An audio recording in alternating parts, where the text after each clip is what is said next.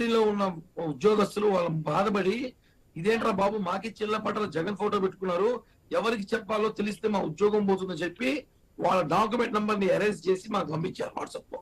అప్పుడు దాన్ని బయట తీసుకొచ్చాం, లేకపోతే బయటకు వచ్చేది కాదని. టీటీడీ ఇళ్ల పట్టాలు తీసుకునే వాళ్ళందరూ కూడా దేవుడి దగ్గర పనిచేసే భక్తులు, జగన్ దగ్గర కాదు అందరూ. ఇది వాళ్ళు కూడా చాలా బాధపడుతున్నారు.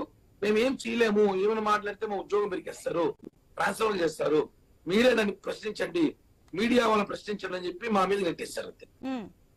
ఓకే అండి కిరణ్ గారు, మీరు అలాగే ఉండండి. బీజేపీ నుంచి అధికార ప్రతినిధి భానుప్రకాష్ రెడ్డి కూడా మనతో పాటు లైవ్ లో జాయిన్ అయ్యారు. భానుప్రకాష్ గారు నమస్తే అండి. నమస్కారం అండి.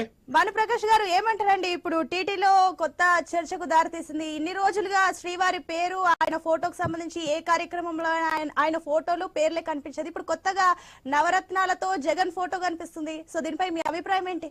జగన్ కొత్త రూల్స్ తీసుకొస్తున్నారా టీటీలో, ఏమంటారు మీరు? పబ్లిసిటీ పిచ్చి పరాకాష్ఠకి చేరిందని చెప్పి నేను భావిస్తున్నానండి. రాజకీయాల్లో నైతిక విలువలు ఉండాలి. దేవస్థానానికి రాజకీయాలకి ఏం సంబంధం అండి? మేము ఏ రోజైతే జగన్మోహన్ రెడ్డి గారు ఈ రాష్ట్రానికి ముఖ్యమంత్రిగా ప్రమాణ స్వీకారం చేశారో ఆ రోజే అనుకున్నాం ఇలాంటి అనర్థాలు ఏదో జరుగుతాయని చెప్పి.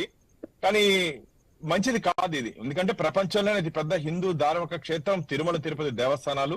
ఆ దేవస్థానాల్ని ఈ రోజు ఒక రాజకీయ క్షేత్రంగా, రాజకీయ పునరావాస కేంద్రంగా మార్చినందుకు జగన్మోహన్ రెడ్డి గారు ముఖ్యంగా హిందూ బంధువులకి, గోవింద భక్తులకి, వెంకటేశ్వర స్వామి భక్తులకి బహిరంగ క్షమాపణ చెప్పాలని చెప్పి భారతీయ జనతా పార్టీ డిమాండ్ చేస్తోంది. అంతేకాకుండా ఈ కార్యక్రమానికి నాంది పలికినటువంటి టీటీడీ ఈఓ, టీటీడీ చైర్మన్ వెంటనే తన పదవికి రాజీనామా చేయాలి.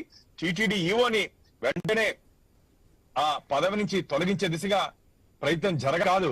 ఈ భవిష్యత్తులో 7 కొండలు జగన్ కొండలుగా ఏమైనా చేర్చేస్తారా, జగన్ కొండలుగా మార్చేస్తారని చెప్పి గోవింద భక్తులందరూ బాధపడుతున్నారు. 7 కొండల్ని జగన్మోహన్ కొండలు కూడా పెట్టేస్తారు వీళ్ళు. ఇట్లే కానీ అందరూ ఎవరు ప్రశ్నించకపోతే, ఈరోజు ఉదయం మేము ప్రశ్నించిన దానికి మమ్మల్ని అక్రమంగా అరెస్ట్ చేసి సొంత పూచీకత్తుల మీద ఇంతకుముందే విడుదల చేయడం జరిగింది.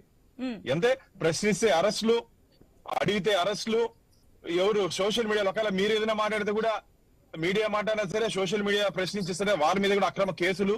ఇవన్నీ మంచిది కాదు. రాష్ట్ర ప్రభుత్వానికి భారతీయ జనతా పార్టీ ఒకటే డిమాండ్ చేస్తోంది, ఇప్పటికైనా మించిపోయింది లేదు, వెంటనే బహిరంగ క్షమాపణ చెప్పి దాని మీద నుండి ఫోటోలు తొలగించి కొత్త కాపీలు మా ఉద్యోగ సోదరులకు ఇవ్వండి. ₹1 ప్రభుత్వం ఇచ్చిందండి దీంట్లో. ఈ రోజు జరిగినటువంటి ఇచ్చినటువంటి ఈ పట్టాల్లో ₹1 కూడా ప్రభుత్వ సహాయ సహకారం లేదు. సాక్షాత్ వెంకటేశ్వర స్వామి చిత్రపటం ఒక పక్క, ఫోటో ఒక పక్క, జగన్మోహన్ రెడ్డి ఫోటో ఒక పక్క. ఒక అన్యమతస్థుడు గుండి, అంటే ఇది మాట్లాడకూడదు